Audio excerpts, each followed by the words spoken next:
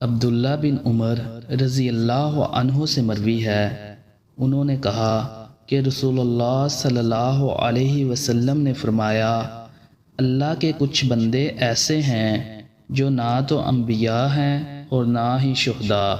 لیکن قیامت کے دن ان کی اللہ کے ساتھ قربت کی وجہ سے انبیاء اور شہداء ان پر رشک کریں گے۔ ایک اعرابی اپنے گھٹنوں کے بل کھڑا ہو کر کہنے لگا، اے اللہ کے رسول صلی اللہ علیہ وسلم، ہمیں ان کے بارے میں بتائیے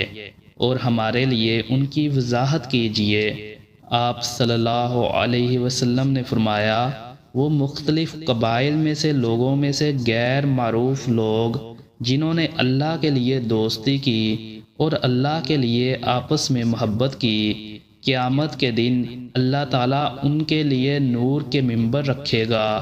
لوگ ڈر رہے ہوں گے لیکن یہ نہیں ڈریں گے، یہ اللہ کے وہ دوست ہوں گے جن پر لا خوف علیہم ولا ہم یحزنون، نہ کوئی خوف ہوگا اور نہ وہ غمگین ہوں گے۔